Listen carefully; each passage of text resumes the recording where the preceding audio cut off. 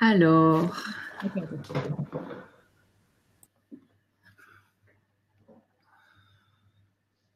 bonjour à tous.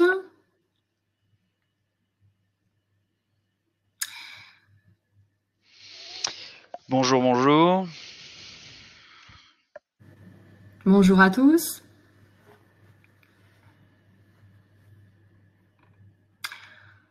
Alors,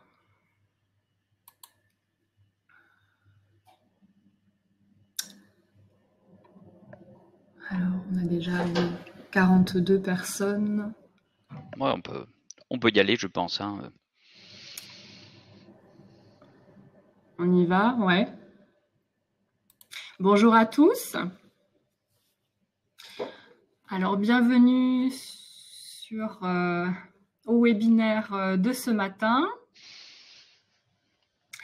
Donc, je me présente, Marine Drapier de la plateforme RH Bretagne. Je vais laisser également Florence se présenter du cabinet Ledoux et Associés. Donc, on se retrouve ce matin pour un webinaire de 9h30 à 11h15 environ. Donc, webinaire sur le thème de la prise en compte de la vie familiale de l'agent, qui donc fait partie de la série de webinaires qui est organisée avec donc les PFRH Pays de la Loire, Océan Indien, Hauts-de-France et Bretagne en février. Ça a commencé le 16 février jusqu'à la fin mars. Donc, vous pouvez vous inscrire, hein, c'est toujours sur Webikeo. Il faut créer un compte en amont et ensuite s'inscrire au webinaire. Donc, vous avez un chat sur la droite de votre écran, en haut à droite, une petite bulle où il est indiqué chat participant qui vous permet d'interagir tout au long du webinaire, de poser des questions. Voilà, il y a des réponses qui vont vous être apportées soit par Florent, soit par son collègue Gaëtan. Voilà, sur lequel on va revenir probablement à la fin du webinaire. Pour ce qui concerne le support, vous serez destinataire à partir du moment où vous êtes inscrit au webinaire. Vous aurez accès au replay du webinaire et au support de webinaire. Un lien vous sera envoyé automatiquement par Webikeo à l'issue du webinaire, hein, en suivant. Voilà. Est-ce que j'ai oublié quelque chose, Florent? Non, je crois qu'on est bon, Marine. Merci. Bonjour. Bonjour à tous. Donc, en effet, on se retrouve pour le troisième webinaire de cette nouvelle série consacrée aux dispositions d'application de la loi de transformation de la fonction publique, hein, qui continue à égrener des dispositions, pour le coup ici essentiellement réglementaires. Donc on va parler de la prise en compte de la vie familiale de l'agent, hein, toute cette question des éléments juridiques qui permettent d'essayer d'articuler vie personnelle et vie professionnelle. C'est quelque chose qui est entre guillemets dans l'air du temps, hein. C'est une question qu'on se pose, c'est une thématique qu'on peut revoir dans certaines stratégies pluriannuelles dans le cadre des lignes directrices de gestion, et qui de manière générale s'articule aussi avec la qualité de vie au travail, hein. On est dans cette logique-là, d'essayer d'aborder le travail autrement, hein, et d'essayer de l'harmoniser autant que faire se peut, bien sûr, avec la vie personnelle et notamment familiale de l'agent. Donc on va voir, on va faire un petit inventaire à l'après-vert des différentes modalités de cette articulation qui ont été modifiées ou modernisées par les différents dispositifs législatifs et réglementaires. Donc on va commencer par quelque chose que Marine, pour le coup, est en train de vivre, qui est le télétravail. On est bien d'accord, hein, c'est pas quelque chose de nouveau dans la fonction publique, mais disons que ça a été forcément accéléré, pas tellement à cause de la loi de transformation, mais surtout à cause ou grâce, ça c'est une question de point de vue de la pandémie. On est bien d'accord, hein, je me réjouis pas de la pandémie, mais en tout cas il y a peut-être certains effets d'accélération de la modernisation ou de l'évolution du rapport au travail. Donc on va voir ça. Deuxièmement, quelque chose dont j'ai pas totalement entendu parler et je trouve ça dommage parce que c'est tout à fait intéressant. C'est la question du temps partiel annualisé à l'origine un congé lié à l'arrivée de l'enfant au foyer. Et puis c'est pas forcément facile à mettre en œuvre, hein, pour le coup. Rapidement, un rappel sur l'exclusion des jours de carence. Alors la question des ASA, là-dessus, je suis un peu déçu parce que j'espérais avoir les dispositions réglementaires au moment où on intervenait sur la question. C'est pour ça que j'avais placé ce webinaire en troisième partie. Malheureusement, le décret projet de décret qui est pourtant assez ancien, n'a pas été malgré tout, bon, je vous expliquerai un petit peu ce qu'il y a dans le projet, mais qui pourra évoluer de la même manière. Hein, c'est la même problématique sur l'heure d'allaitement. Par contre, un décret qui est sorti et sur laquelle on va sûrement s'amuser un petit peu, c'est la question du SFT, avec le partage et aussi les modalités de recalcul du CSFT en matière de recomposition familiale, la prise en compte des périodes d'interruption d'activité liées à l'éducation des enfants dans la carrière. Hein, c'était déjà pris en compte dans la retraite, ils vont être pris en compte dans une certaine mesure dans la carrière. Et puis les modifications concernant le congé parental, de principale motivation en termes de délai, en termes de durée, et le congé de présence parentale avec une clarification de ce congé de présence parentale. Et puis on verra aussi le congé de proche aidant. Donc on va voir tous ces éléments-là dans le temps qui nous est imparti. Vaste programme, mais voilà, on va commencer donc par ce que tu as évoqué en premier lieu, c'est-à-dire le télétravail, thème très important puisqu'il il a été et est encore beaucoup utilisé aujourd'hui pendant cette période particulière, période épidémique. Oui, en effet. Hein, alors, comme je le disais, je pense. Je suis persuadé que c'était pas dans l'idée que se faisait le législateur lors de la loi du 3 août 2009 qui a modifié les dispositions sur le télétravail. Malgré tout, c'est en tombant qu'on apprend et dans le décret de 2020 qui modifie le décret de 2016 sur la mise en œuvre du télétravail dans la fonction publique, on retrouve la patte de cette pandémie avec les situations exceptionnelles et dérogatoires où je vais pouvoir utiliser ce télétravail. Hein. Alors, comme je l'ai dit, c'est pas une nouveauté. Ça a été clairement, c'est pas une nouveauté dans les faits. Moi, je connais des employeurs qui, depuis de nombreuses années, employeurs publics, qui depuis de nombreuses années, sans forcément d'avoir de texte qui l'encadrait, utilisaient le télétravail. Bon, c'est la loi du 12 mars 2012, hein, la loi Sauvadet, qui, outre parler de la titularisation des contractuels, a précisé à son article 133 le principe de la mise en œuvre du télétravail, ainsi que un décret du 11 février 2016, celui-là même, hein, qui est modifié récemment. On en parle beaucoup justement. Est-ce que vous pouvez nous donner une définition simple du télétravail ? Oui, je vais tout simplement reprendre la disposition, la définition réglementaire, hein, du télétravail. C'est toute forme d'organisation du travail dans laquelle les fonctions qui auraient pu être exercées par un agent dans les locaux de l'administration sont réalisées hors de ces locaux avec les technologies de l'information et de la communication. Je vous ai mis les bases législatives et réglementaires, dont le décret du 5 mai 2020 qui modifie, hein, c'est pas un nouveau décret, il modifie le décret du 11 février 2016. Et est-ce que cela signifie que le télétravail ne s'exerce pas forcément au domicile de l'agent ? Non, en effet, il y a plusieurs lieux sur lesquels le télétravail peut s'organiser. Il y a une grande souplesse et une grande liberté par rapport à ça. Donc, le principe et ce que les gens connaissent généralement du télétravail, c'est le travail au domicile de l'agent. Mais ça peut être aussi dans tout lieu privé de l'agent, pas nécessairement son domicile pour diverses raisons. Et puis je peux aussi avoir des possibilités d'exercer dans les lieux à usage professionnel organisés par l'employeur. C'est-à-dire que imaginons que j'ai une administration avec un siège principal à Paris et que j'ai des agents, un certain nombre d'agents qui habitent à Bordeaux. Je pourrais tout à fait imaginer d'organiser un lieu que j'organise hein, pour le coup, qui serait le lieu d'exercice des fonctions de l'agent en lieu et place de Paris, hein, avec éventuellement, on va voir hein, les éléments, 3 jours par semaine à Paris et 2 jours à Bordeaux.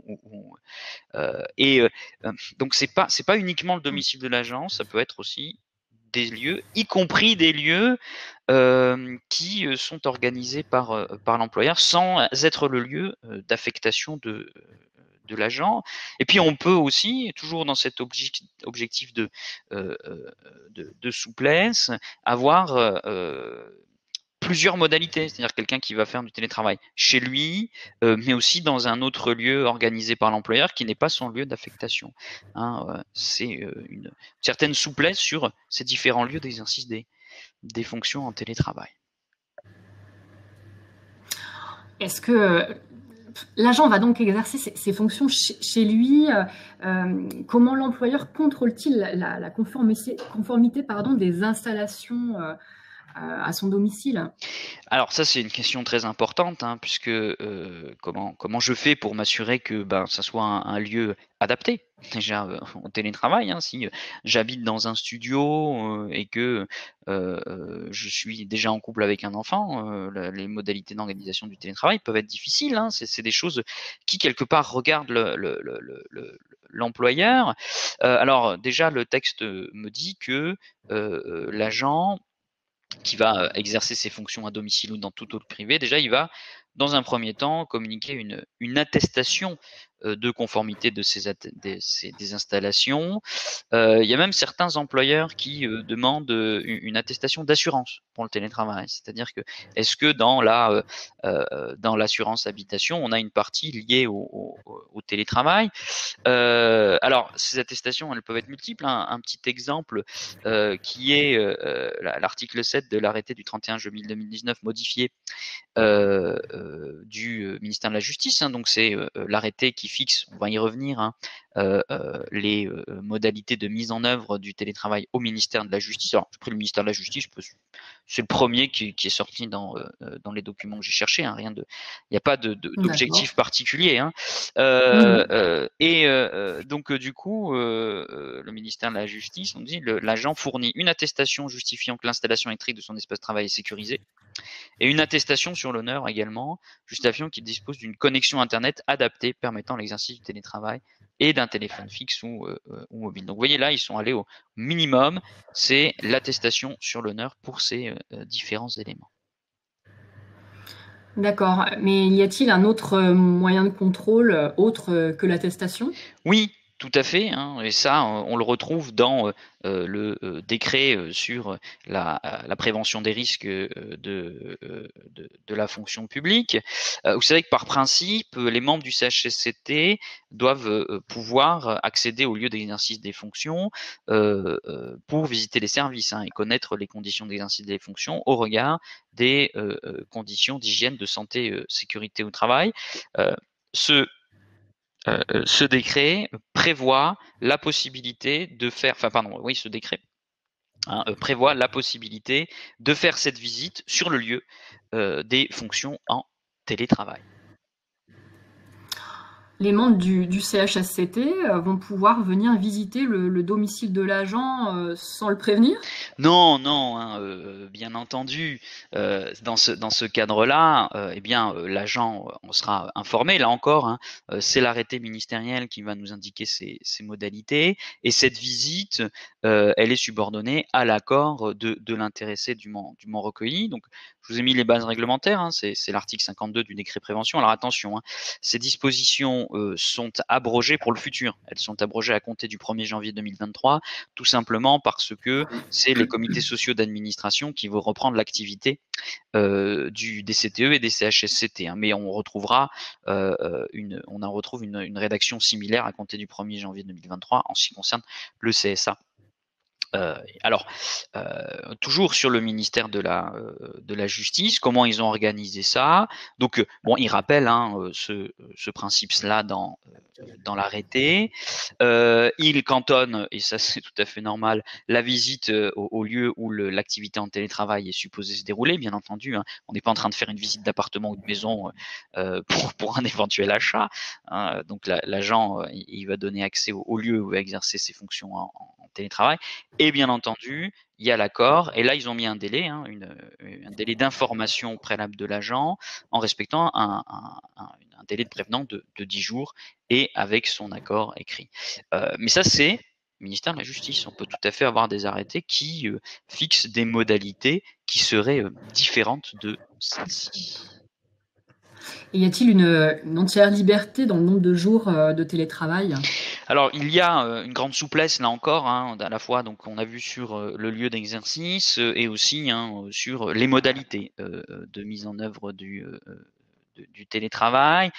Simplement, d'un point de vue management, et on le retrouve dans le droit, il faut arriver à articuler cette notion de télétravail qui, pour certains, a des éléments très positifs, notamment en termes de trajet, de fatigue liée au trajet, en termes de santé au travail. Malgré tout, il y a la question de l'intégration dans une équipe, du suivi, de l'échange.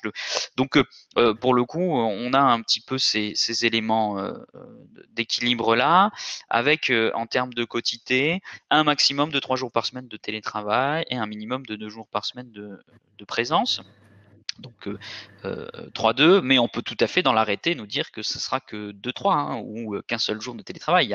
Ça, c'est le maximum qu'on peut faire. Ensuite, encore une fois, il y a une grande liberté sur la mise en œuvre dans chaque ministère. Simplement, ces 3-2 peuvent s'apprécier sur une base mensuelle. C'est-à-dire que je peux tout à fait dire que je vais avoir une semaine de télétravail et ensuite du présentiel.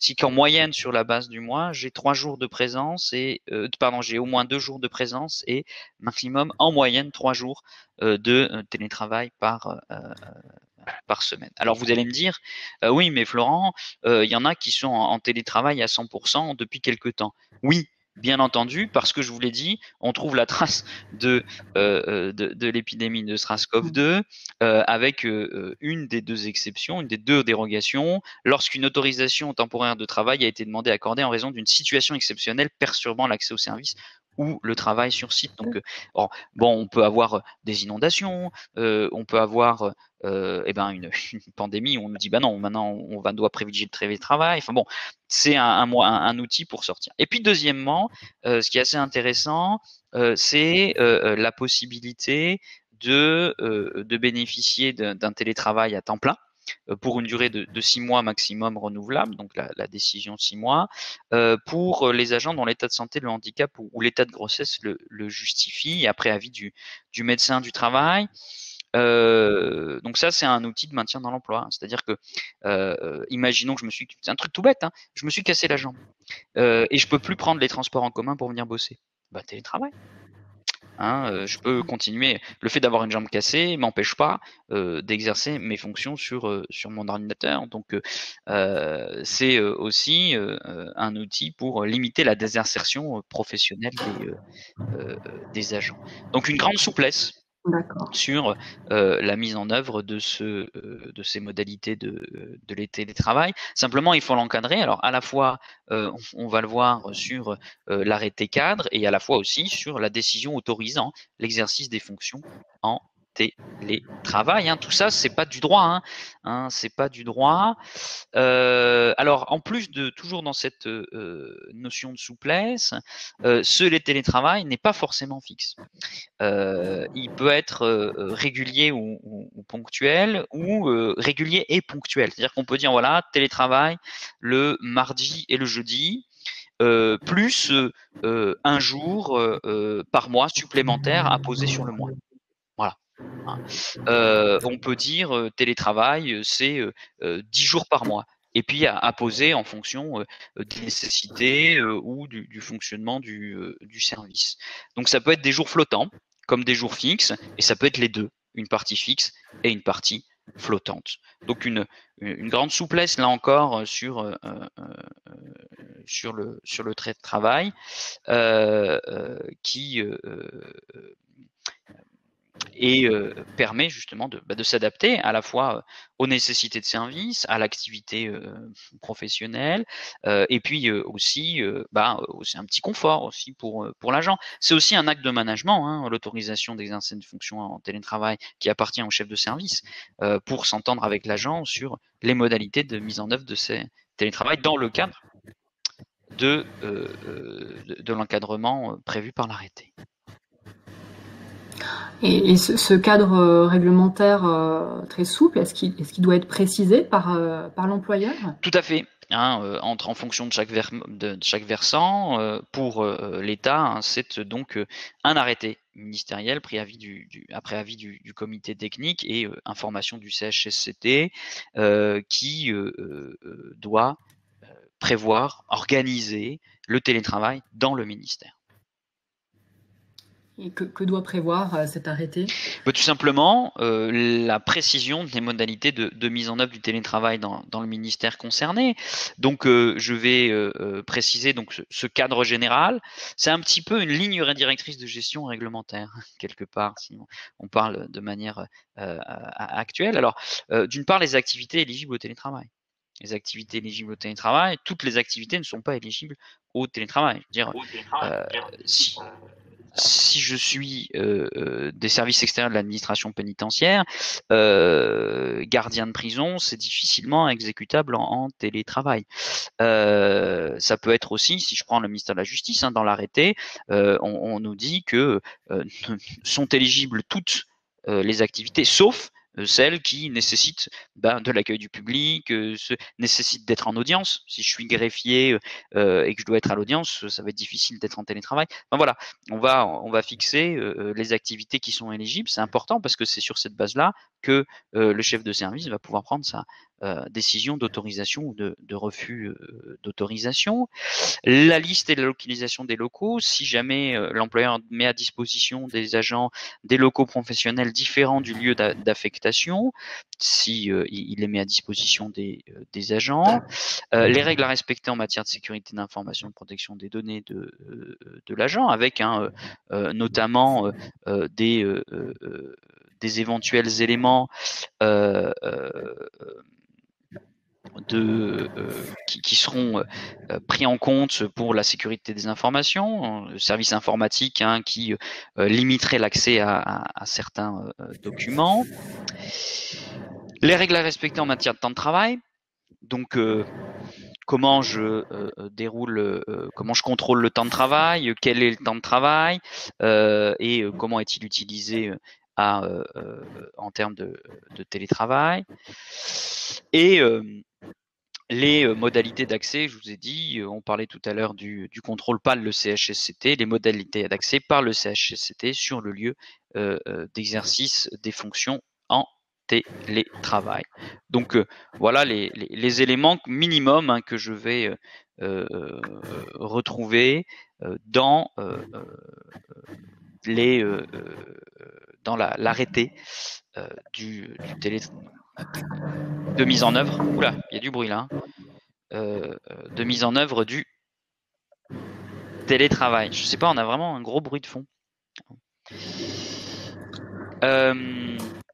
Ensuite, les modalités de contrôle et de comptabiliser du temps de travail, ce que je disais, la prise en charge par l'employeur, le cas échéant, des coûts découlant directement de l'exercice des des fonctions, les éventuelles formations aux équipements nécessaires, et les conditions de l'attestation de conformité des installations. Donc on l'a vu tout à l'heure avec le ministère de la Justice, l'attestation sur l'honneur. Alors du coup, pour tout ce qui est ministériel, c'est un arrêté ministériel. Pour les DDI, c'est arrêté du Premier ministre. Pour les comités territoriales, c'est délibération. Et pour l'hospitalière, c'est la décision de l'autorité détentrice du pouvoir de nomination qui va servir de base à la structuration de ce télétravail dans les DDI, les ministères, les hôpitaux ou les collectivités. Et quelle est la procédure pour bénéficier d'une autorisation de service en télétravail? Alors, ce que je vous propose, Marine, c'est un petit schéma récapitulatif. Je savais que j'aime bien ça. Donc, avant cela, un petit rappel, le temps partiel pour motif thérapeutique, c'est à la demande de l'agent. Donc, il faut une demande écrite précisant les modalités souhaitées et communiquant une attestation de conformité des installations. Alors, c'est vrai qu'en ce moment, on a plutôt tendance à imposer le télétravail du fait des circonstances particulières. Ça me semble pas illégal pour le coup parce que ça fait partie du devoir d'obéissance et de respecter les conditions, notamment lorsque c'est un ordre d'organisation qui est motivé par des éléments de nécessité de service et c'est aisément compréhensible. Cependant, bon, le texte, il me parle de demande écrite de l'agent précisant les modalités souhaitées. On est plutôt dans cette logique-là. C'est le chef de service qui va apprécier d'une part si je suis bien dans le cadre fixé par l'arrêté et qui va donc décider ou pas de l'octroi des conditions du télétravail, avec la possibilité de prévoir une période d'adaptation de 3 mois pour voir un petit peu comment ça se passe et pour voir si oui ou non il y a besoin d'adapter cette mise en œuvre du télétravail. Et puis, on a la possibilité de modifier ou de demander la fin des modalités de télétravail. 2 mois au cours du télétravail et 1 mois au cours de la période d'adaptation. L'environnement du télétravail doit éventuellement être adapté en cas de handicap. Et là, je fais référence au webinaire de la semaine dernière sur l'aménagement raisonnable, donc les limites à cet aménagement. Mais là aussi, comme le lieu d'exercice des fonctions, c'est un lieu d'exercice des fonctions, le télétravail finalement. Donc, il va obéir en termes de handicap aux mêmes éléments.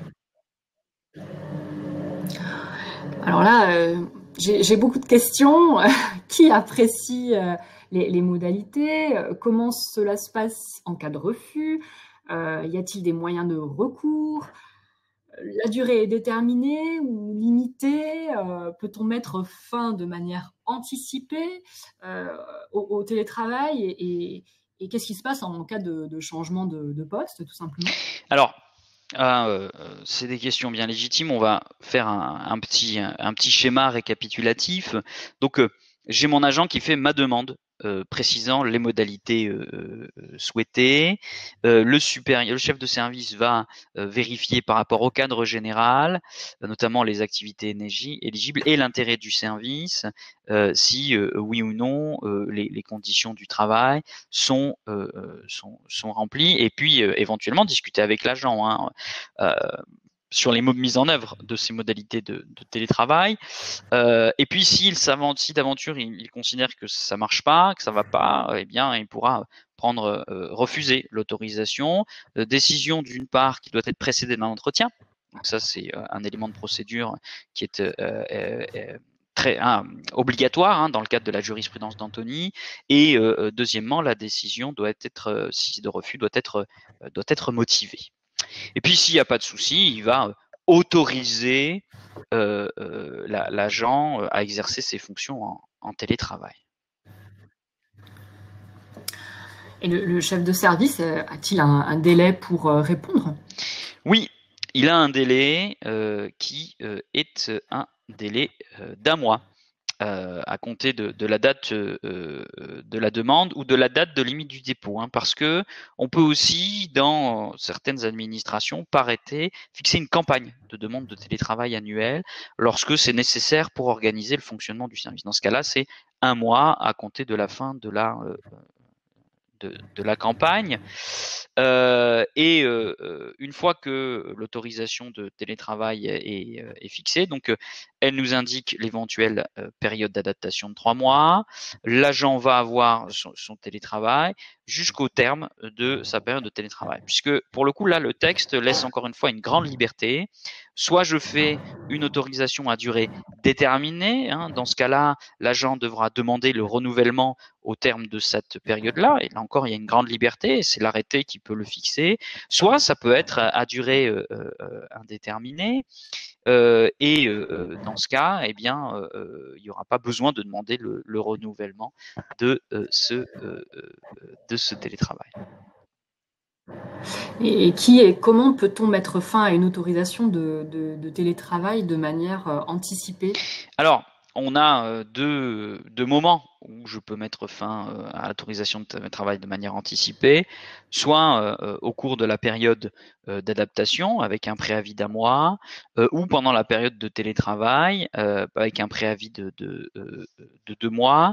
C'est l'employeur comme l'agent hein, qui peuvent dire non, je veux revenir à une période de télétravail, à une période de travail, je veux arrêter le télétravail. Cette période de 2 mois, elle peut, lorsque c'est l'employeur qui est à l'origine, être raccourcie pour tenir compte des nécessités de service. Et alors, tout comme le refus, hein, l'interruption de la période de télétravail doit être précédée d'un entretien et doit faire l'objet d'une décision motivée par les nécessités de service.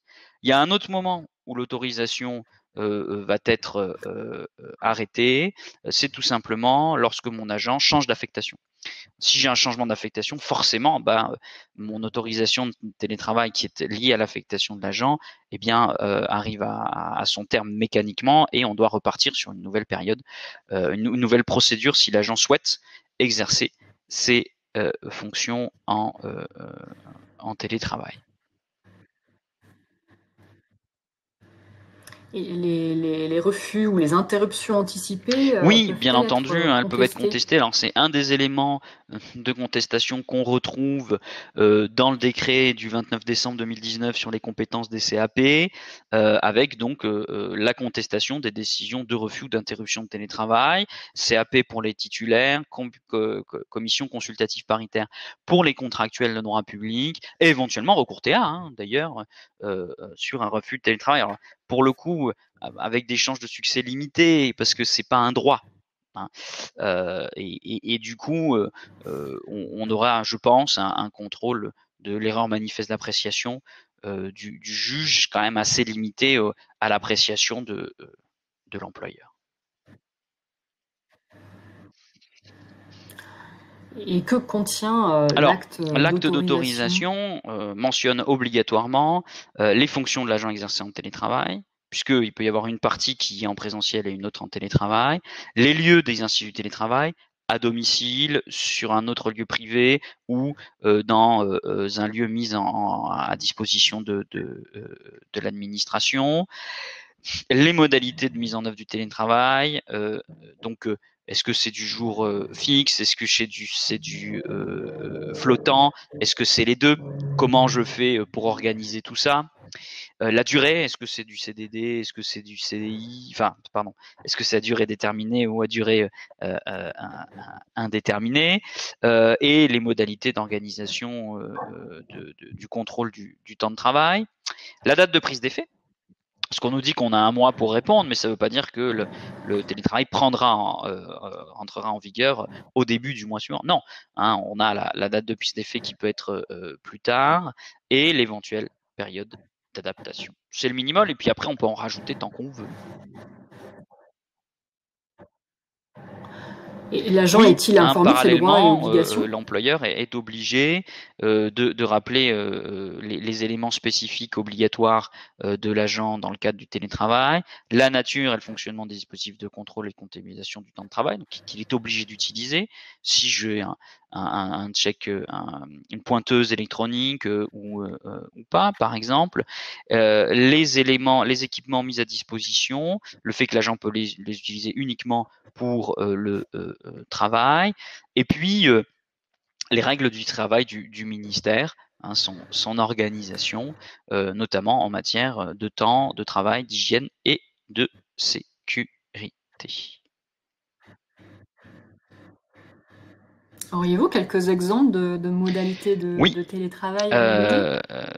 on a trois petits exemples très simples, hein, juste pour vous donner une idée. Donc, par exemple, un agent qui est contrôleur de gestion, qui bénéficie de moyenne de 3 jours de télétravail à domicile et 2 jours dans l'établissement. Donc, il a 3-2, et sur ces 3-2, on dit qu'il y en a 2 fixes, le lundi et le mardi, et un jour variable, selon les nécessités de service, l'activité et la présence de réunions.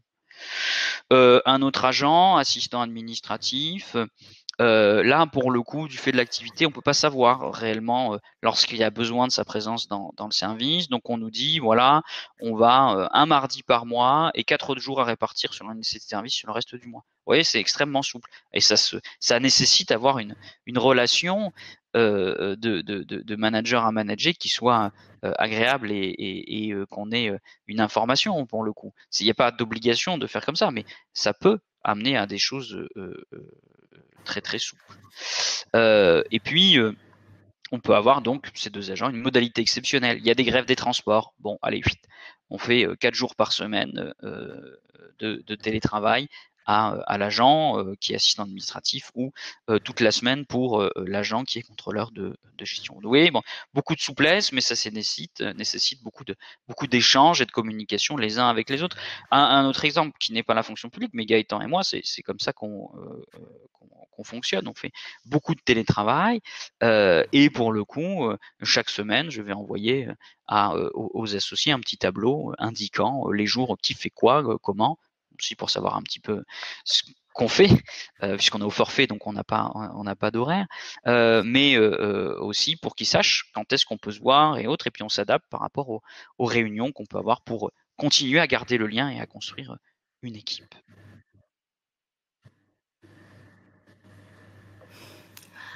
Une dernière question sur le télétravail, que je présume un peu complexe. Qu'en est-il de l'imputabilité au service d'un accident En effet, survenu c'est une pendant le question télétravail? complexe, peut-être pas, mais en tout cas qui n'a pas encore, à ma connaissance, de réponse claire du Conseil d'État, tout du moins. Maintenant, hein, si on regarde dans le privé, le code du travail est très clair. L'accident survenu sur le lieu où est exercé le télétravail, pendant l'exercice de l'activité professionnelle du télétravail, est présumé être un accident de travail. Alors, donc on a cette notion, c'est dans la partie, dans le titre, dans le chapitre sur le télétravail, où clairement, voilà, ça sera un accident. Alors pour le fonctionnaire, puisque on n'a pas les mêmes dispositions, les mêmes définitions claires du télétravail, hein, donc je rappelle que on nous dit qu'il est présumé imputable tout accident survenu par un fonctionnaire, quelle qu'en soit la cause, dans le temps et le lieu du service, dans l'exercice ou l'occasion de l'exercice par le fonctionnaire de ses fonctions. Donc le lieu du service, dans le cas échéant, ça sera le lieu où est exercée l'activité de télétravail. Donc en termes de lieu, pour le coup, ça pourrait être imputable. La problématique qui va se poser, c'est, elle est double. Premièrement, c'est la preuve de la réalité de l'événement, qui est quelque chose qui est nouveau, hein, et de plus en plus développé par le juge administratif. La deuxième question, c'est celle de l'activité de l'agent au moment où l'accident. C'est-à-dire que je suis en télétravail, voilà, ici, je me lève et je descends dans ma cuisine, je me fais un thé, je me brûle. Est-ce que c'est un accident du travail? Bon, on pourrait dire, bah finalement, c'est une activité qui est une activité quelque part que j'aurais pu faire en service, aller prendre un thé ou un café, c'est une activité qui en constitue le prolongement. Cependant, jusqu'où on va? avec ça. Je fais une pause à midi. Le restaurant administratif, c'est le lieu d'exercice c'est considéré comme une extension du lieu d'exercice des fonctions. Ça sera imputable. Mais si entre midi et deux, je descends, je me fais à manger, je me brûle, voilà.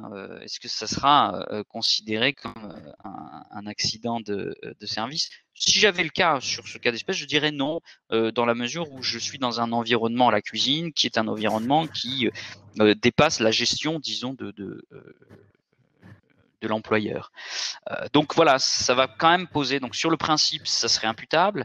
Maintenant, il y a la question de la preuve de la réalité de l'examen. Et deuxièmement, la preuve de est-ce que mon agent avait une activité de service ou une activité qui en constitue le prolongement. Je prédis des jurisprudences passionnantes dans les années à venir sur ces questions-là.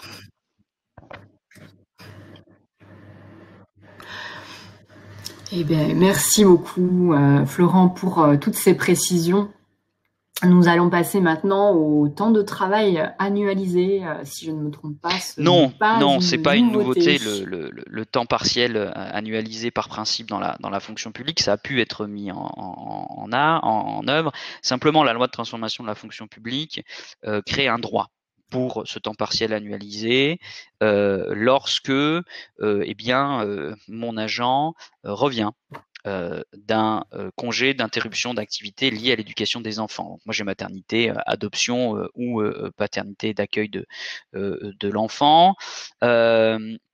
Avec donc un décret particulier. Donc c'est pas une modification du décret de 82 sur le temps partiel, c'est un décret en plus qui est le décret du 22 avril 2020 qui nous explique comment ce temps partiel annualisé, qui est de plein droit, alors en plus plein droit, possible pour l'agent qui en fait la demande à l'issue de son congé. Oui, pourriez-vous avec préciser? plaisir, parce que c'est quelque chose qui est assez peu connu et je trouve ça dommage. Et très franchement, je ne l'ai pas encore vu en application. Donc, c'est un temps partiel qui sera nécessairement accordé sur un cycle de 12 mois. C'est-à-dire que l'agent, il s'engage sur un cycle de 12 mois, comme le temps partiel annualisé, puisqu'en fait, l'idée, c'est d'apprécier le temps partiel sur l'année. De l'agent. C'est une durée de 12 mois qui est non reconductible. C'est pas comme le temps partiel de droit pour élever un enfant jusqu'aux 3 ans de l'enfant ou plus en fonction que j'en ai plusieurs ou que je sois pluriadoptant. Mais c'est ce cycle particulier d'une durée de 12 mois et qui est applicable aux demandes présentées jusqu'au 30 juin 2022.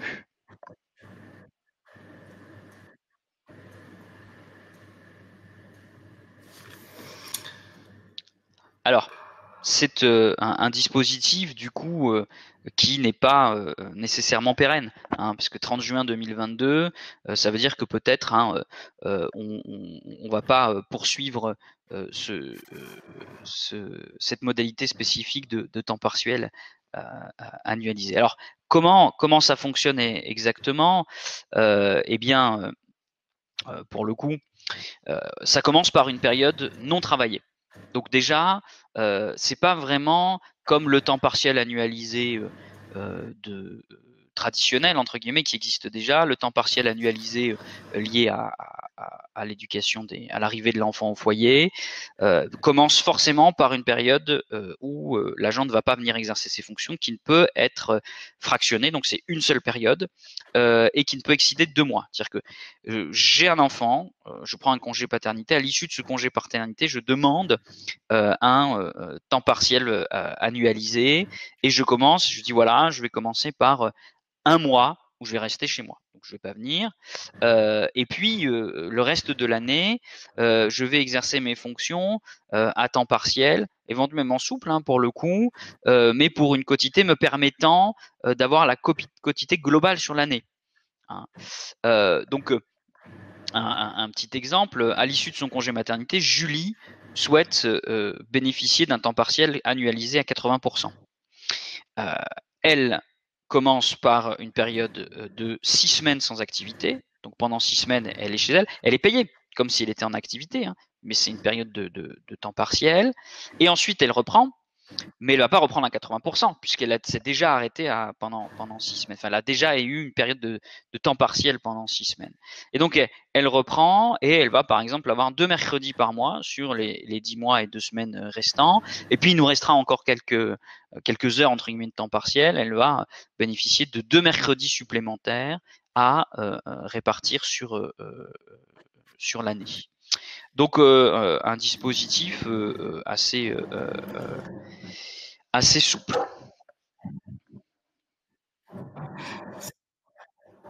Ça, c'est un dispositif qui permet d'assouplir le temps partiel de droit Oui, c'est quelque pour élever part un ça. Alors, enfant. c'est un temps partiel qui n'est pas le temps partiel de droit pour élever un enfant, hein. C'est ça qui est drôle, c'est un temps partiel en plus, temps partiel annualisé, mais on pourrait tout à fait imaginer avoir un agent qui a un temps partiel annualisé dans ces conditions-là. Je lis, voilà, à l'issue du cycle d'un an, et ben pour l'année et quelques mois restants, puisque avec le congé mater, ça va, elle peut bénéficier d'un temps partiel de droit traditionnel pour élever son enfant à 80% ou autre. Ça va venir s'articuler en plus. Alors encore une fois, c'est un dispositif qui est pour l'instant non pérenne et qui dépendra de la façon dont ça va être mis en place par les employeurs. Alors, je vous propose maintenant de voir un nouveau congé qui est celui de proche aidant. Nous l'avons déjà évoqué dans l'intervention sur les lignes directrices de gestion l'année dernière déjà, notamment en tant que critères complémentaires sur les mutations, avec des priorités d'une personne qui bénéficie d'un congé de proche aidant.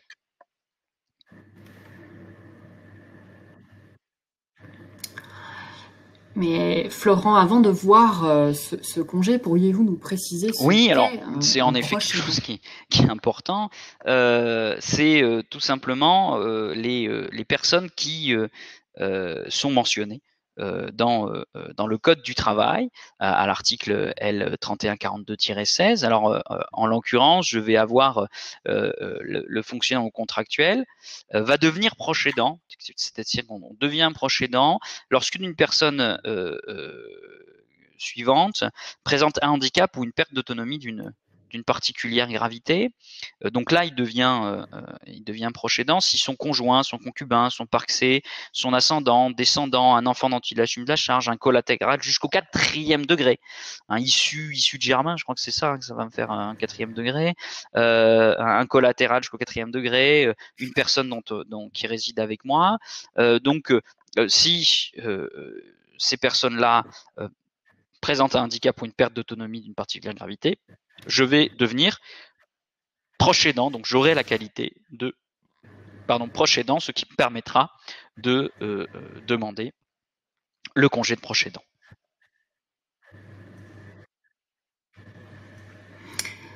Et pour pouvoir bénéficier d'un congé de proche aidant, il faut que des personnes mentionnées ici présentent un handicap ou une perte d'autonomie d'une particulière gravité. C'est tout à fait ça. Ça renvoie donc au Code du travail.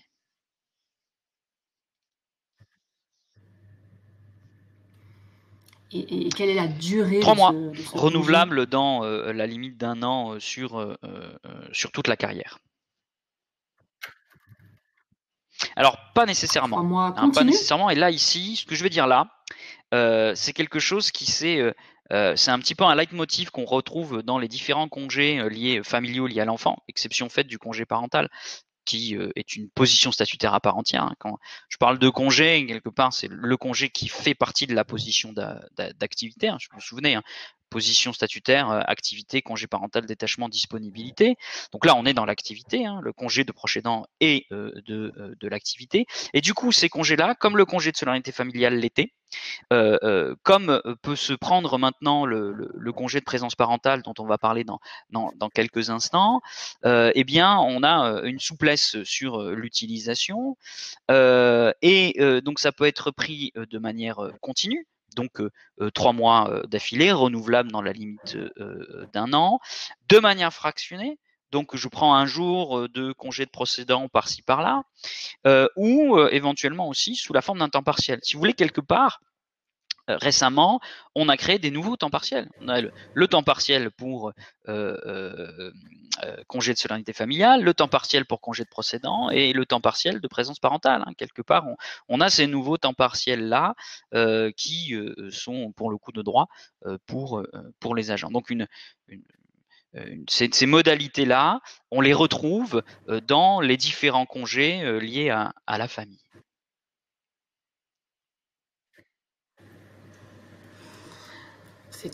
Ça permet une grande souplesse.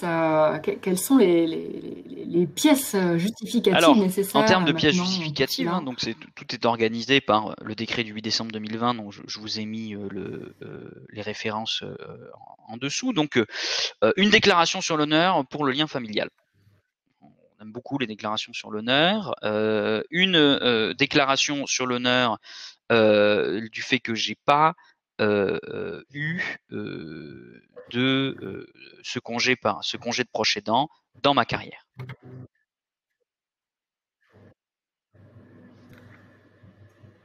Alors, cette deuxième déclaration sur l'honneur, c'est le moyen de vérifier si l'agent n'a pas déjà bénéficié du seul congé de proche aidant dont il peut bénéficier sur toute la carrière, puisque c'est un droit à congé de proche aidant sur toute la carrière.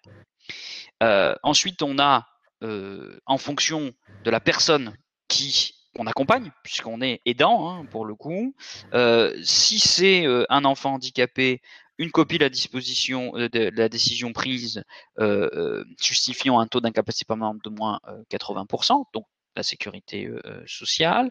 Et puis si c'est une personne en perte d'autonomie, une copie de l'attribution de l'allocation personnalisée d'autonomie que la personne va demander, que la personne qui a la perte d'autonomie va demander.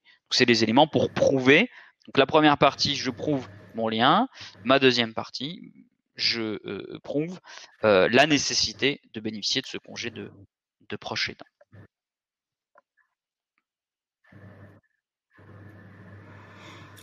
Donc l'employeur l'employeur ne peut refuser pas refuser un congé de proche aidant et en tout état de cause, le fait d'essayer d'entourlouper l'employeur avec ce congé de proche aidant est quand même limité. On va le voir. Là encore, hein, on va retrouver des dispositions similaires aux deux autres types de congés. C'est l'agent qui va faire sa demande écrite au moins un mois avant le début du congé, précisant d'une part les dates prévisionnelles, les modalités de son utilisation. Donc c'est comme les autres congés, on va voir la même chose. Hein. Les pièces justificatives liées à son octroi. Donc un mois avant, je demande ces éléments-là qui s'imposent hein, quasiment à l'employeur. Et la demande de renouvellement, c'est au moins 15 jours avant le terme du congé, pardon. Et puis, au cours du congé, eh bien, on va pouvoir modifier l'organisation de ce congé avec un préavis de 48 heures. Voilà les règles principales. Donc c'est là encore assez simple. Et encore une fois, c'est des situations qui humainement sont difficiles et ça nécessite une bonne dose d'échange managérial pour la mise en œuvre de ce congé de proche aidant. Ça me semble pas adapté à une application purement administrative. Bien entendu, il y a encore toujours la question de l'urgence. Les délais, je peux ne pas les respecter. Si l'état de santé se dégrade survenant, s'il y a une urgence particulière, ou si la personne cesse brutalement d'être hébergée dans un EHPAD, et l'agent va apporter là encore les preuves de l'ensemble de ces éléments permettant d'accélérer la procédure d'octroi, voire de modification de l'organisation de ce congé. D'accord, très bien. Mais alors en termes de rémunération, le congé de proche aidant n'est pas rémunéré par l'employeur, mais on peut demander à la CAF le bénéfice de l'allocation journalière de proche aidant. Je vous ai mis le lien vers le document le CERFA, le document de demande de cette attestation. C'est cette année 43,83 €. Si on est en couple et 52,08 € si on vit seul. Mais ce n'est pas un traitement. Et ouais. Oui, c'est bien différent et est-ce que cette allocation est versée Oui, tout mais le dans long la du limite de congé? 22 allocations journalières par mois. Dans la limite, d'1 an bien entendu et de 22 allocations journalières par mois. Donc du coup, ça nous fait pas un mois complet. Alors si, le congé est pris sous forme, de temps partiel, le montant, de cette allocation est, calculé sur la base du nombre de journées ou de demi-journées non travaillées au cours du mois. Si quelqu'un, il travaille, là tous les matins, et pas l'après-midi pour s'occuper de la personne qu'il aide, eh bien, il aura le droit à 11 allocations par mois. Donc ça va pas lui faire un tout le mois. D'accord. Et quand et comment ce congé de Au proche terme de la aidant, durée prévisible, peut-il prendre fin? de, la nécessité d'être, proche aidant, si l'agent ne demande pas de renouvellement, soit à l'initiative de l'agent de manière anticipée, et en tout état de cause au bout d'1 an. La possibilité, anticipée, hein, c'est, décès, admission dans un établissement, ou quelqu'un d'autre, hein, qui devient, aide, qui devient proche aidant. Et deuxièmement, l'agent peut demander à reprendre si, des éléments liés au patrimoine de l'agent, diminution importante des ressources, il va, demander l'assistance d'une tierce personne ou ben, il ne peut plus assurer sa présence auprès de la personne. Donc tous les éléments très pratiques, hein, de mise en œuvre avec une information bien entendu de, de l'employeur. Et quels sont les impacts statutaires pardon, de ce statut sur l'affectation, la mutation, Alors là l'avancement, encore, on va la trouver période de des stage? éléments habituels, hein. Donc l'agent reste affecté sur son emploi et si son emploi est supprimé, eh bien il a la possibilité de bénéficier d'une affectation dans un emploi le plus proche de son lieu euh, de son ancien lieu de travail. Il y a, je vous l'ai dit, une éventuelle priorité de mutation en fonction des LDG mobilité. En matière d'avancement, comme tous les autres types de congés, d'interruptions, eh bien, c'est pris en compte comme service effectif pour l'avancement et la promotion interne, donc ça n'a pas d'impact sur l'avancement. C'est pris en compte dans la retraite, ce congé de proche aidant. Et puis, il y a un impact sur le stage. Là aussi, on a harmonisé les règles de conséquences des périodes d'interruption liées au stage. Pour le coup, la durée du stage est rallongée et la date d'effet du stage est reportée un petit peu comme les autres types de congés. Alors, pour le coup, avec les 10%, toujours, enfin, c'est toujours la même. On a étendu ça, précisé ça pour le congé de proche aidant en modifiant le décret de 94. Je vous ai fait, comme c'est un nouveau congé, hein, un petit tableau récapitulatif que vous pourrez afficher dans votre bureau pour savoir exactement ce qu'il en est de ce congé de proche aidant. Et maintenant, on va voir très rapidement, hein, la question du jour de carence lié au congé postérieur à l'état de grossesse. Hein. Juste petit rappel, on a l'article 115 de la loi du 30 décembre 2017 qui introduit le jour de carence et qui nous donne des exceptions dans lesquelles je ne l'applique pas. Donc ici, donc ça là, rien de nouveau. Simplement, la loi de transformation à l'article 84 étend cette exception à l'absence de jour de carence au congé de maladie accordé postérieurement à la déclaration de grossesse et avant le début du congé de maternité.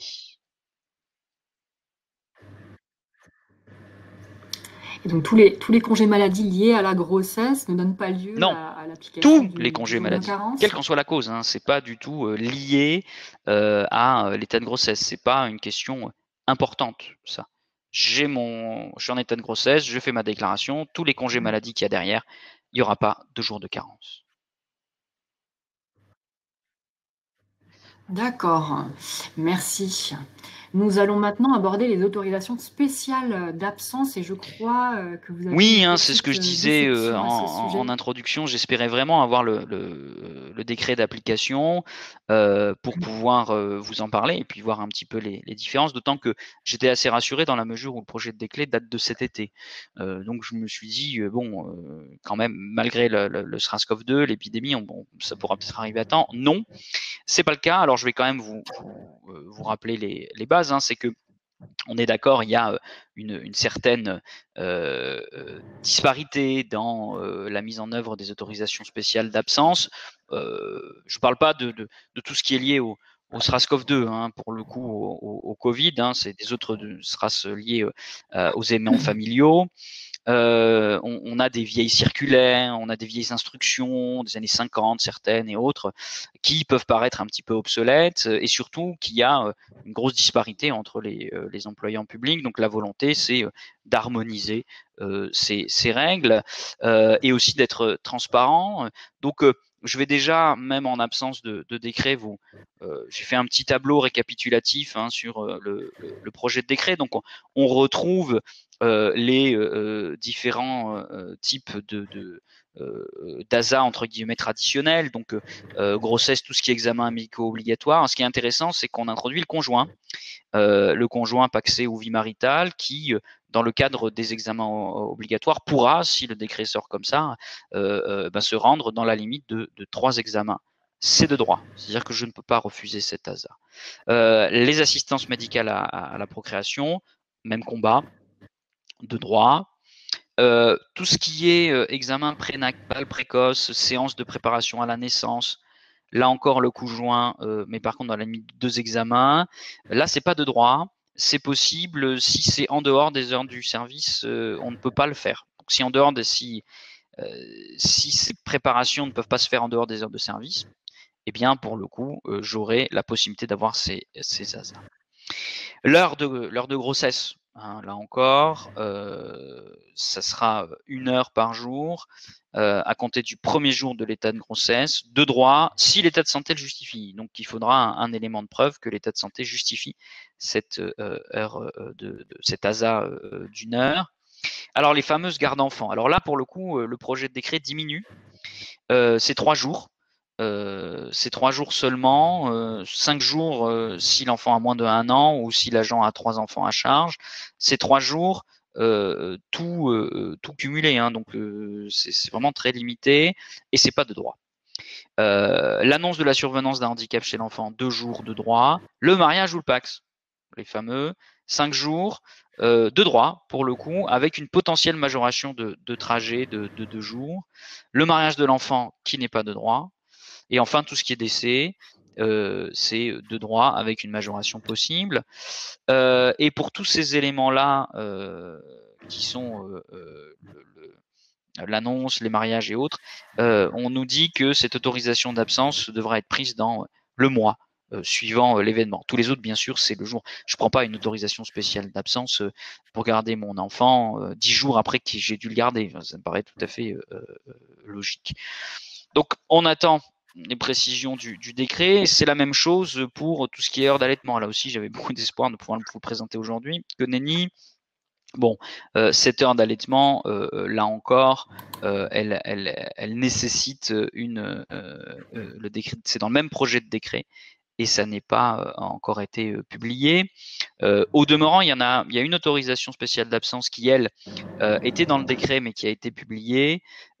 C'est pour le décès d'un enfant. Là, ça a été introduit par l'ordonnance du 25 novembre 2020 dans l'article 21 du titre 1, où j'ai une autorisation spéciale d'absence de 5 jours pour le décès d'enfant et qui est portée à 7 jours pour un enfant qui a moins de 25 ans et une autorisation complémentaire de 8 jours fractionnable dans le délai d'1 an à compter du décès. Oui, Elle est d'ores et déjà l'ordonnance applicable, entièrement. cette Non, bien sûr, ordonnance? parce que c'est un monument de mise en œuvre comme la loi de transformation de la fonction publique est allée. Par contre, ces dispositions, il n'y a pas de règles nécessaires réglementaires. Donc oui, hein, c'est d'application immédiate pour les drames que pourraient vivre des agents suivant cette situation. D'accord, très bien. Venons-en au SFT et à la mise en œuvre de ce fameux partage qui est, oui, à ce hein, que l'on c'est dit, pas, alors il n'est pas tout de seul, mais Gaëtan. en tout cas, c'est la dernière proposition de réforme qu'il a faite avant de quitter le défenseur des droits. Donc, c'est grâce à lui qu'on a ces nouvelles modalités de partage du SFT.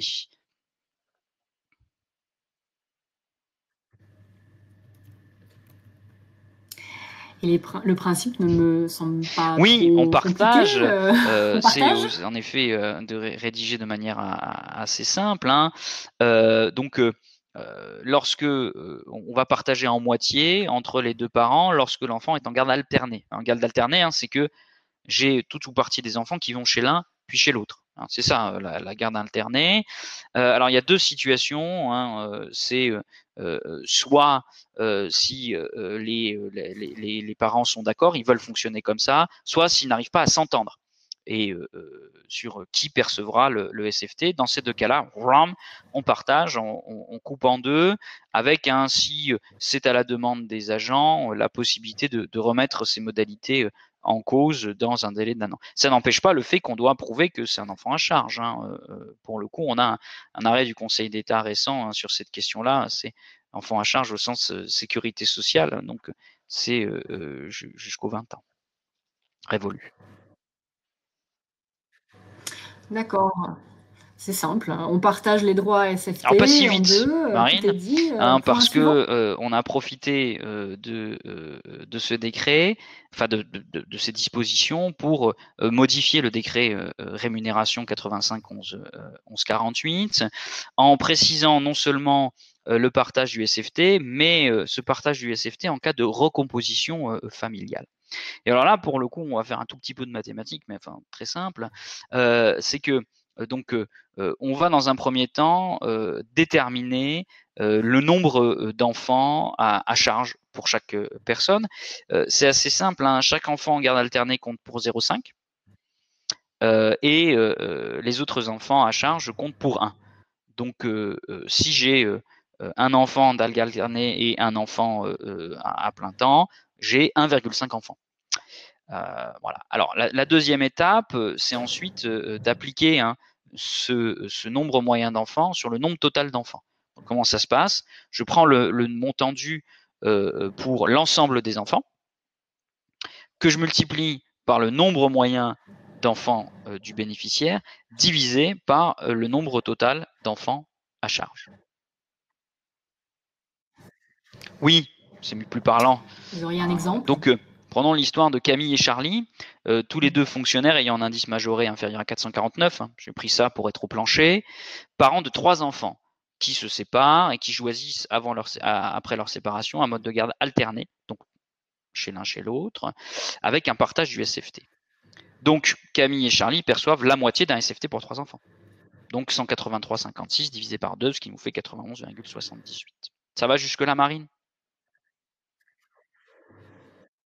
Bon, alors, Ça se passe bien. maintenant, on a Charlie qui se remarie avec Lou, qui travaille dans le secteur privé, et qui a la charge permanente de 2 nouveaux enfants. Du coup, ça change le calcul de son SFT. Hein. Donc, combien elle a d'enfants à charge, du coup, Charlie? Elle a un nombre moyen égal à 3,5 enfants à charge. Elle a les 1,5 qui sont liés aux 3 enfants qu'elle a eu avec Camille, qu'elle a en garde alternée, donc 0,5 fois 3, donc ça fait 1,5, plus les 2 nouveaux enfants qu'elle a à charge.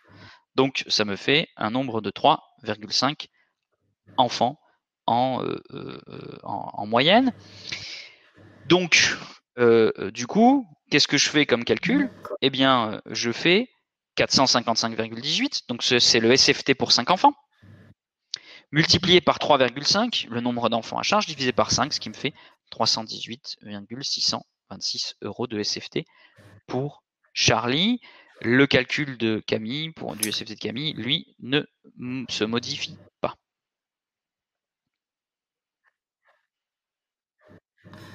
D'accord.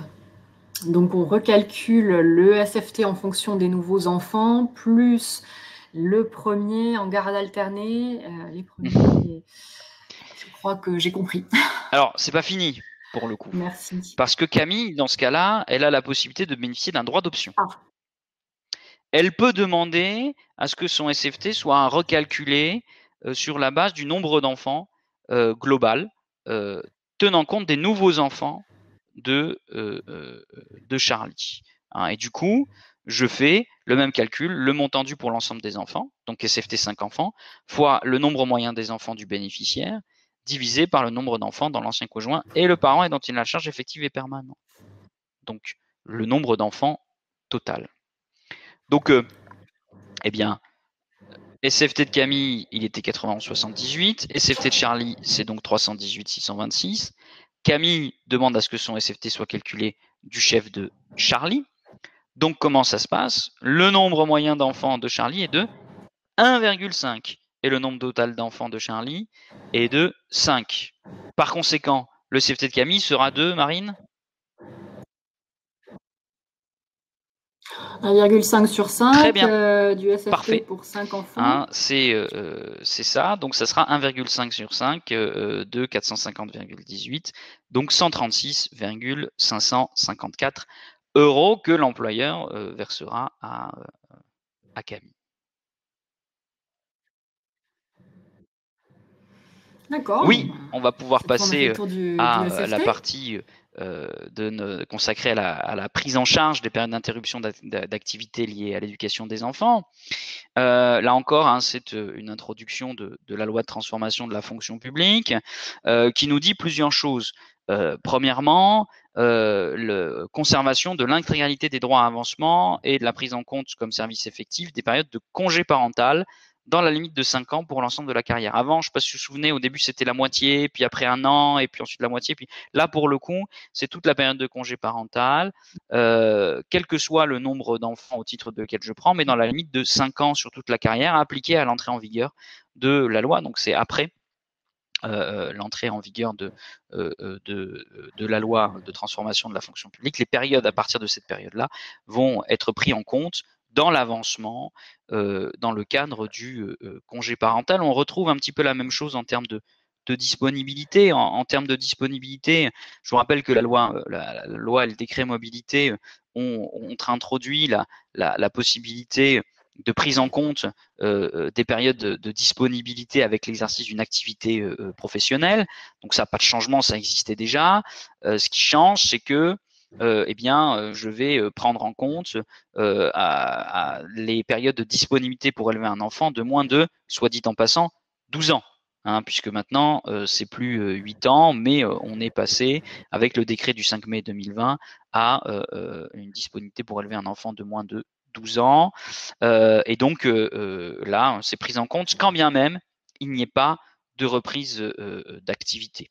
Alors, par contre, si j'ai un congé parental et une dispo pour élever un enfant de moins de 12 ans, eh bien, c'est limité à 5 ans sous toute la carrière. Je prends un congé parental de 3 ans, puis une dispo pour élever un enfant de moins de 12 ans pour une durée de 4 ans.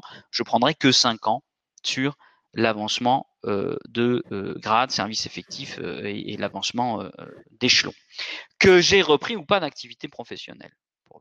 Alors, attention, il ne faut pas confondre ces dispositions de prise en compte dans la carrière avec la prise en compte à la retraite. Ça, c'est sans changement. L'article L9 du Code des pensions civiles et militaires de retraite, tel qu'elle ressort de la réforme Fillon de 2003, il y a une prise en compte de la période d'interruption d'activité liée à l'enfant dans les droits à pension, dans la limite de 3 ans par enfant. Ce sont des mesures techniques globales pour renforcer l'égalité femmes-hommes et l'impact des périodes d'interruption d'activité liées à l'éducation des enfants, donc sur la carrière et sur la retraite. Alors, des oui, mesures tout à fait, techniques hein, pour renforcer l'égalité femmes-hommes, vous dites? D'accord.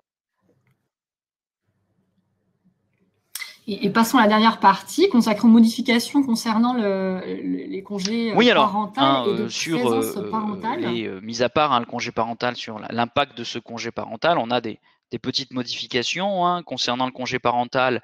Premièrement, il y a une souplesse qui est apportée en termes de délai. Donc, on a les délais qui vont de 2 à 6 mois, et c'est plus maintenant 6 mois obligatoires.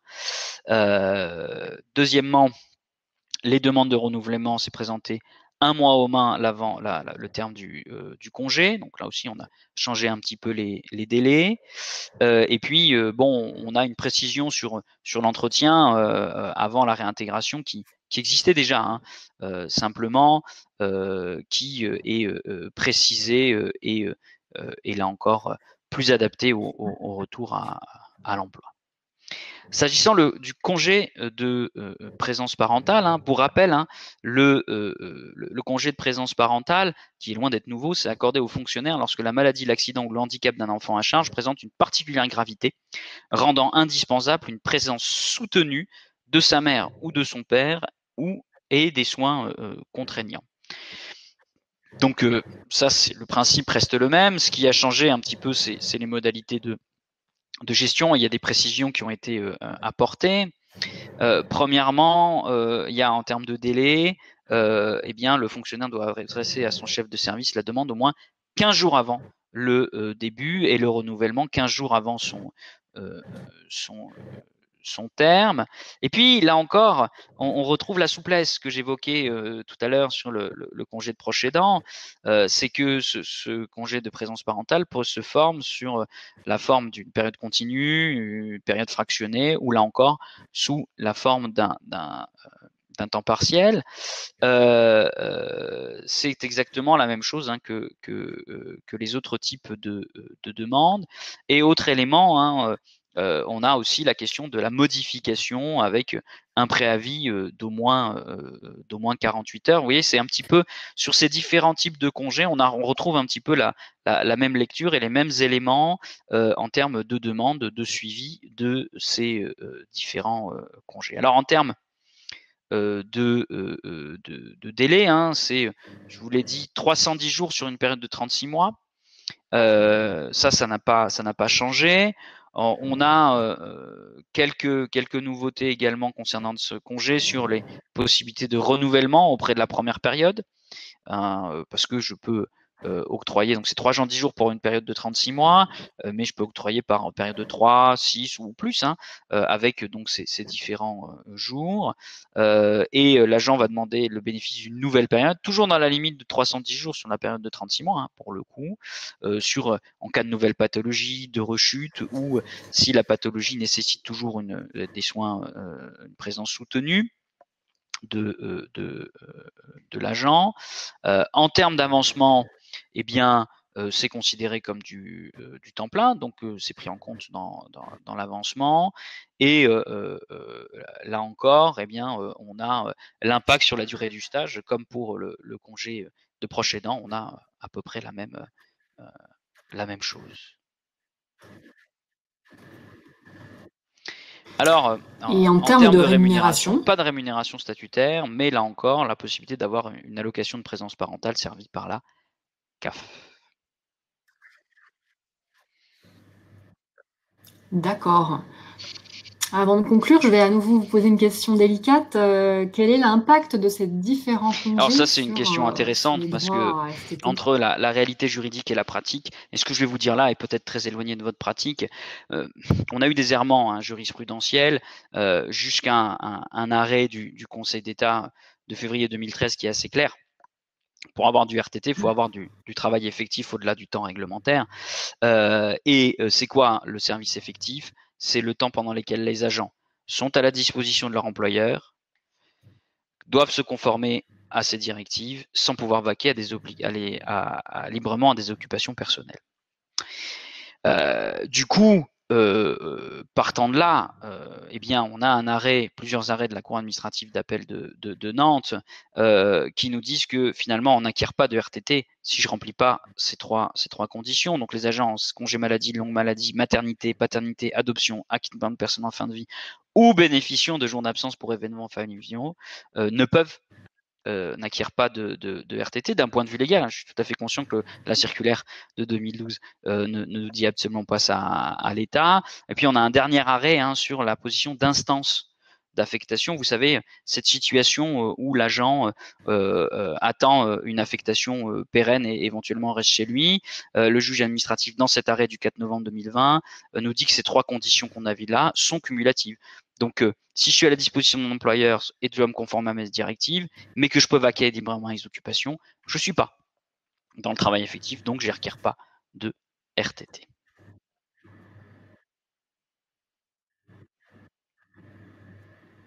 D'accord.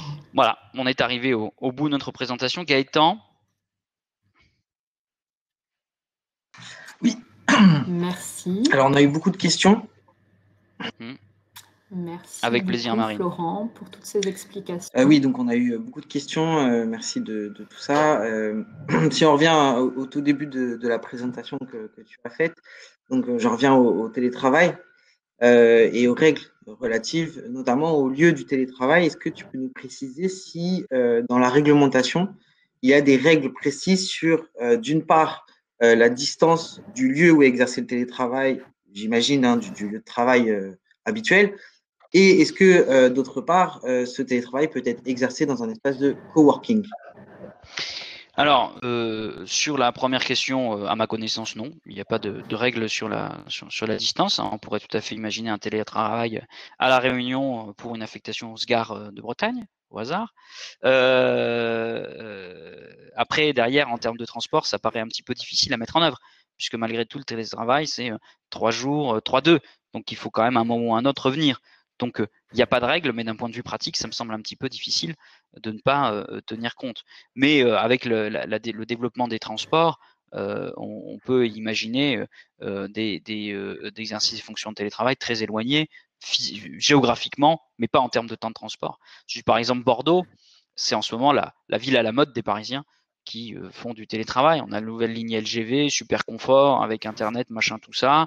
Si je suis cadre au forfait, je commence ma journée dans le beau TGV et j'ai 2 heures de trajet et je suis rapidement au centre-ville de Paris. Donc, pourtant, physiquement, Bordeaux, c'est loin de Paris. Sur les espaces de coworking, pourquoi pas, si c'est autorisé par l'employeur, je ne vois pas ce qui l'en empêche. Très bien. Alors, justement, on a une interrogation sur la pratique par rapport à cette autorisation qui est donnée à un agent, sur la pratique de certaines administrations qui présentent l'octroi du nombre de jours de télétravail comme résultant d'un accord négocié entre l'agent et son administration et qui ne vient pas de règle réglementaire. Alors, est-ce que tu peux nous dire un petit peu ce qu'il en est? Est-ce que cette pratique-là est légale ou pas? Dire à l'agent, l'octroi de jours va venir de notre échange à nous et non pas de la réglementation. C'est les deux.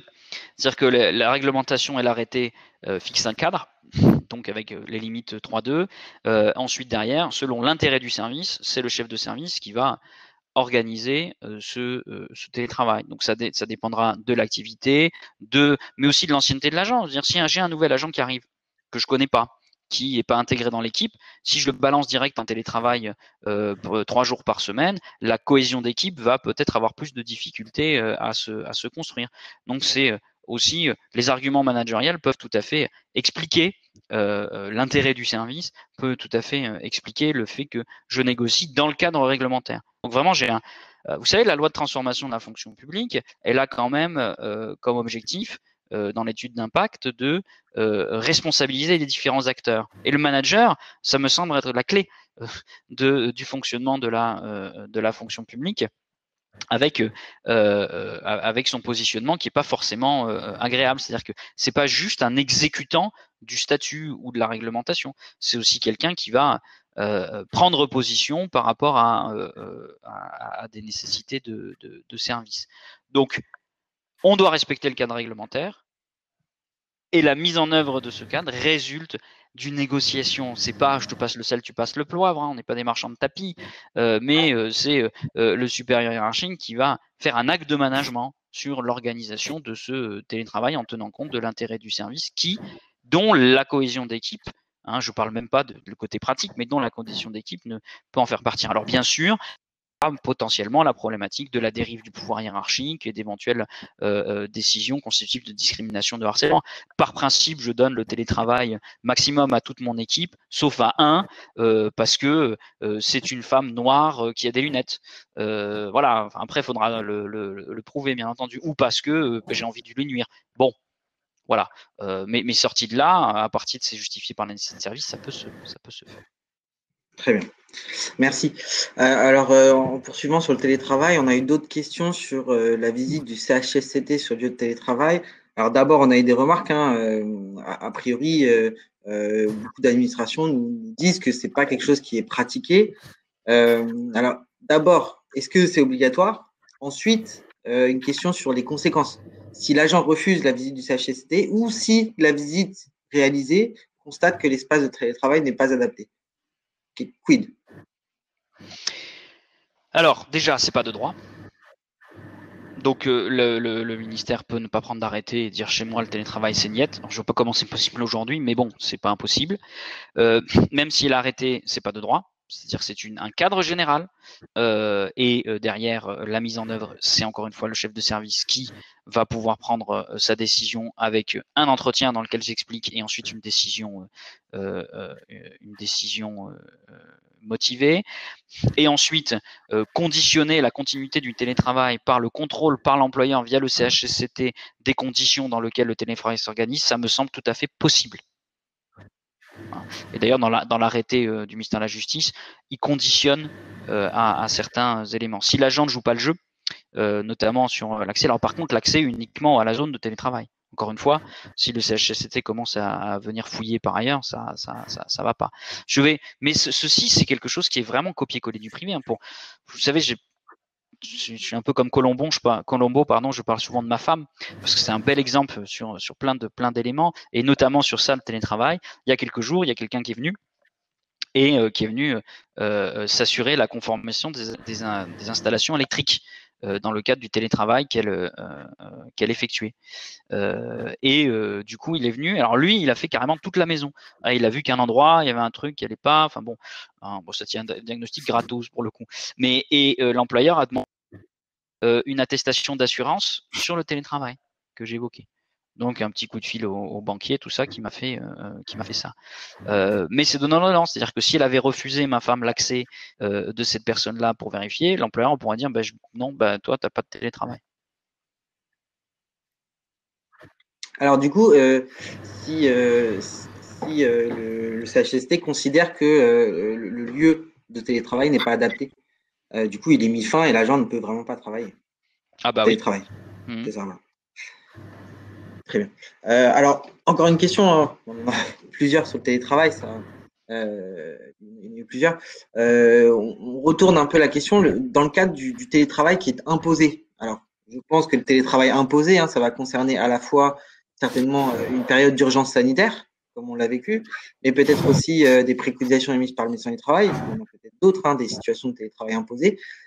Dans tous les cas où le télétravail peut être imposé, est-ce que l'agent peut refuser? Non, là on tombe sur l'ordre. Est-ce qu'un agent peut refuser d'obéir à un ordre? Non, sauf si cet ordre est manifestement illégal et qui met en danger un grave intérêt public. Organiser le télétravail d'un agent dans le cadre de son maintien dans l'emploi, ça me paraît difficilement contestable pour le coup. Par contre, là encore, il y a une question de pratique et d'opportunité. Là, en ce moment, la lutte contre la pandémie, de l'épidémie de SARS-CoV-2 nécessite de prendre des décisions qui sortent un peu de l'ordinaire. De toute façon, vous avez les ASA Covid, est-ce qu'elles étaient vraiment légales? Le télétravail avant le décret 2020 tel qu'il a été mis en place, il était clairement pas légal. Bon, vous savez, le télétravail est pensé comme un outil, le télétravail réglementairement parlant, comme un outil où c'est l'agent qui le demande. Après, l'employeur, s'il entend organiser les fonctions d'une c'est justifié par la nécessité de service, ça va être difficile de le contester. D'accord.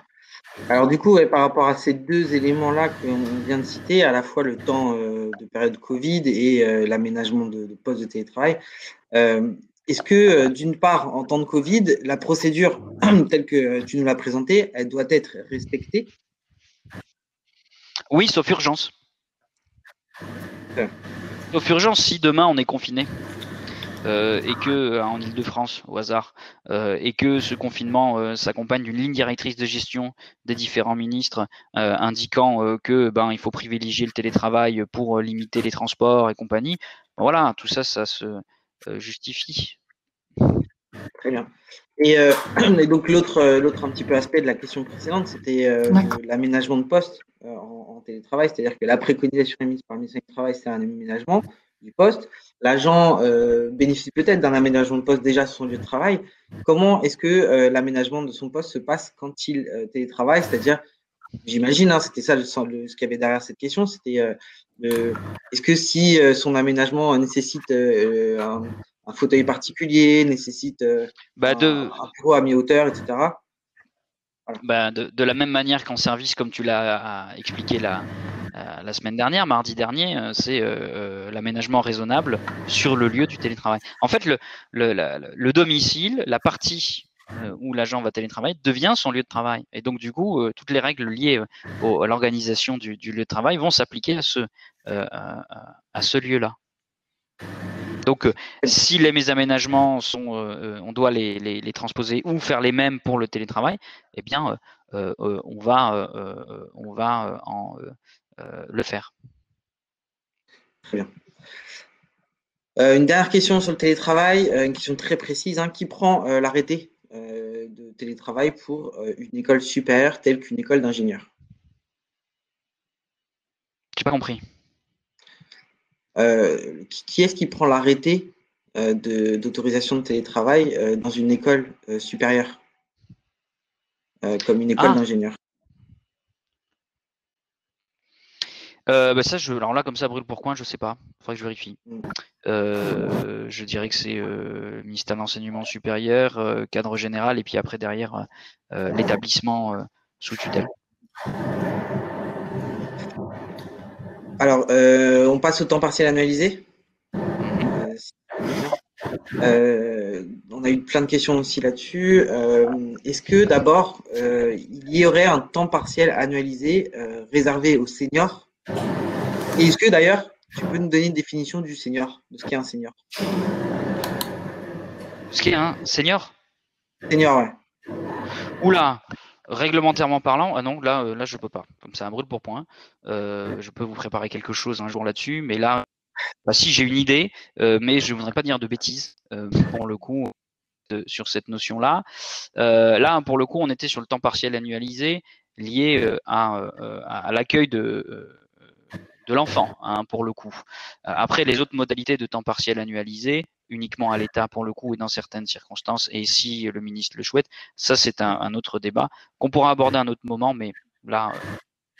Ouais, très bien. Oui, j'avais répondu qu'il y en avait un dans le cadre de la cessation progressive d'activité, mais comme elle avait été supprimée... Ça va revenir, voilà, c'est ça. Très bien, merci. Est-ce que tu peux juste repréciser rapidement le calcul du temps partiel annualisé, c'est-à-dire qu'il y a 2 mois maximum au début, et puis le calcul du temps partiel accordé à l'agent se fait sur les 10 mois restants. En une phrase peut-être. C'est un temps partiel lissé sur une période de 12 mois. Donc on va prendre le nombre d'heures nécessaires dans l'établissement. Alors tout dépend si j'ai RTT ou pas, si je suis à 1607 heures pile ou pas. Et puis ensuite je vais proratiser. Donc la première partie, c'est une période fixe, c'est 2 mois maximum, mais ça peut être que 2 semaines. Ça peut être 2 semaines, 3 semaines, 1 mois et jusqu'à 2 mois. Et le reste de l'année, on va prendre le nombre d'heures que l'agent est censé faire qui est censé faire en plus pour compléter son nombre d'heures et derrière exercer ses fonctions à temps partiel. Alors là encore, c'est annualisé, donc soit c'est une période fixe, soit c'est des jours à placer au fur et à mesure. Très bien. Est-ce que il y a une possibilité d'imposer à un agent en temps partiel annualisé de poser des jours de temps partiel sur des jours fériés. Je ne crois pas, mais… Non, mais c'est pas. Alors là, c'est l'autre question. Hein, qu'un agent qui a comment dire, qui a temps partiel et qui a un jour férié qui tombe sur temps partiel, ça change rien à son jour férié pour le coup, à son temps partiel. Maintenant, l'agent qui le poserait sur un jour férié, ce serait pas malin de sa part, quoi. Voilà, c'est tout. Hein, pour le coup. Très bien. Alors, on a eu une question sur le fait de, est-ce qu'on peut opposer à un agent qui demande un temps partiel analysé, est-ce qu'on peut lui opposer le fait qu'il n'a pas demandé de temps partiel de droit pour élever un enfant? Non, C'est c'est la même indépendant. dispositif. Très bien. Merci. En ce qui concerne le congé de proche aidant, on a eu une question sur savoir ce congé de proche aidant, donc c'est un congé spécifique. Hein, c'est un congé avec un nombre de jours spécifique. Et est-ce que il entre je sais pas, en corrélation avec le don de jours de repos à un collègue qui a été mis en place par le décret du 28 mai 2015, qui a été modifié il y a très peu. Est-ce que voilà, ce congé de proche aidant, il peut être mis en balance avec le don de jours de repos à un collègue? Bah, c'est indépendant, mais on peut utiliser les deux outils, oui. Ouais, C'est indépendant pour le coup. C'est-à-dire que je prends, donc c'est par période de 3 mois, hein, renouvelable dans la limite d'1 an. Je peux dire, voilà, sur ce congé de proche aidant, je prends 2 jours par semaine, congé de proche aidant. Et en plus de ça, parallèlement, j'ai la question du don des repos de congé pour compléter ces deux dispositifs qu'on peut utiliser simultanément, oui. D'accord, donc on peut cumuler sur une seule semaine ces Oui, éléments. don de jour et congé de proche aidant. Oui.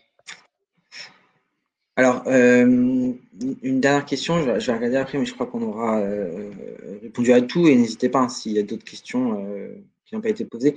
Dans le cadre des autorisations spéciales d'absence, est-ce que tu as souvenir, je commençais à regarder un petit peu, des éléments de jurisprudence sur des erreurs manifestes d'appréciation commises par un employeur dans le cadre d'un refus des jours supplémentaires d'autorisation d'absence? Des jours supplémentaires en termes de déplacement ou juste de Je crois l'ASA? que c'est ça. DASA, la question qui était posée, c'était dans le cadre d'ASA, mais de jours supplémentaires. Donc, Oui, j'imagine je que pense que c'était… c'est lié au déplacement. Ouais. Non, mais parce que, enfin, non, pour le coup, de toute façon, la problématique des ASA aujourd'hui, c'est leur absence de base légale. Hein, c'est-à-dire qu'aujourd'hui, si je fais un contentieux parce qu'on a refusé mes autorisations spéciales d'absence pour mariage, ça passera pas, étant donné qu'il n'y en a pas de base légale. Hein. C'est que des circulaires ou des instructions. Donc, à ce titre-là, ça va être difficile de faire un contentieux, a fortiori, si ce contentieux concerne les jours supplémentaires, le transport. D'accord. Donc non, non, non. Non seulement j'en connais pas, mais je verrai pas comment ça sera défendable. Quand le décret sera sorti, pourquoi pas? Oui. Et on verra, mais je pense qu'il y aura un contrôle restreint du juge sur cette question-là. Très bien. Merci. Je crois qu'on a répondu à toutes les questions qui avaient été posées. Peut-être une dernière à laquelle j'ai répondu, mais si tu veux répondre à tout le monde, même si tout le monde voit le chat, est-ce qu'il est possible de découper les jours de télétravail par demi-journée? J'ai pas entendu. Est-ce qu'il est possible de découper des jours de télétravail par demi-journée? Les jours de travail dans quelles circonstances? L'autorisation de télétravail accordée à un agent, est-ce qu'elle peut être accordée dans le cadre de demi-journée? C'est-à-dire que l'agent, dans la semaine, il a le droit à… Ah oui, dans le projet de décret, oui. En fonction des motifs, il y a des par journée ou par demi-journée. Oui. Très bien. Alors, je crois vraiment que là, on a fait le tour.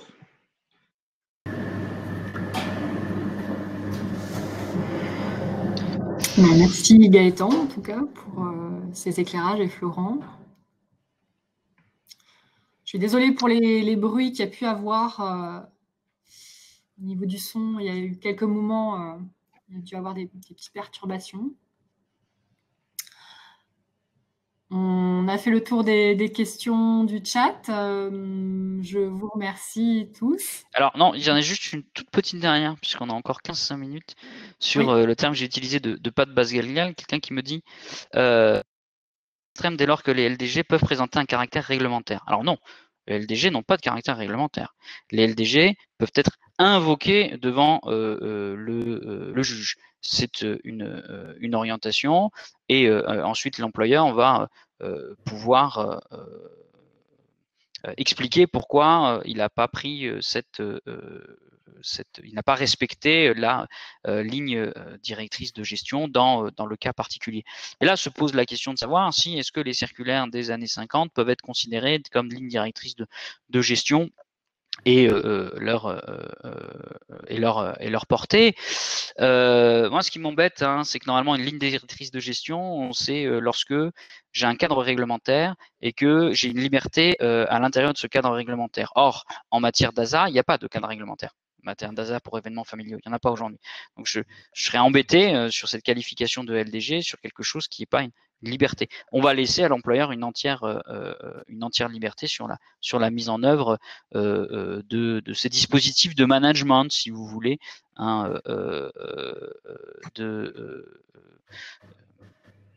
de l'organisation du service. Moi, non, franchement, ça me paraîtrait pas quelque chose de. Comme il n'y a pas de base réglementaire à la base, il n'y a pas cet espace, donc je ne serai pas dans une LDG. De toute façon, j'espère que le décret sortira. Comme ça clarifiera et ça aura un côté d'harmonisation des droits des différents agents. Par contre, la question de la mise en œuvre de ce décret, et notamment la notion de nécessité de service pour les lignes directrices de gestion qui ne sont pas de droit, bon, c'est autre chose. Après, vous avez l'ancien employeur de Gaëtan sur comment on dit, les autorisations d'absence pour événements religieux. Oui. Oui, je crois qu'il y a eu des décisions du défenseur des droits sur un critère discriminatoire en donnant à la circulaire de 2007 un effet quand même assez important, non?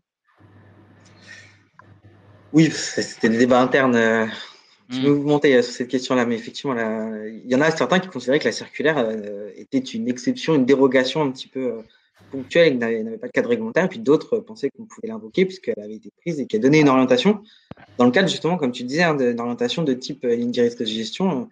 Mais sans base légale, là encore. Sans base légale. Sans base légale. Donc, en justice, bon, et du coup, oui, ça peut amener à traiter les agents différemment, mais là, encore une fois, pour moi, c'est pas vraiment un problème de droit, c'est un problème humain et de management.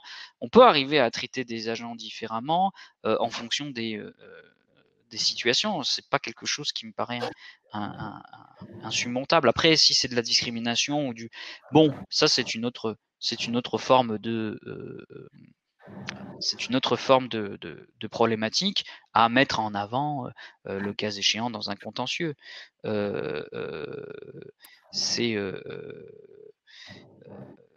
Voilà.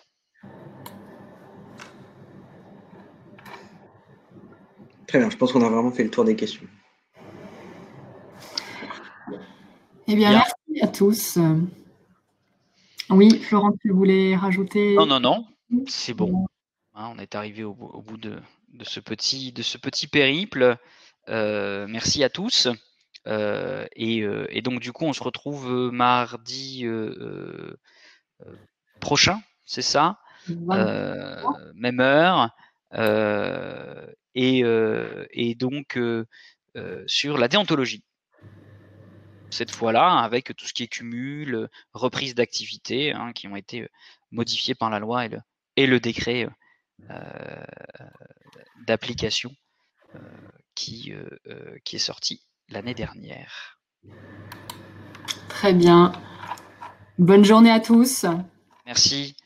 Très bonne journée avec donc ça sera la présentation, ça sera avec la PFRH Hauts-de-France et vous retrouverez Madame Cécile Pau pour co-animer avec Gaëtan ou moi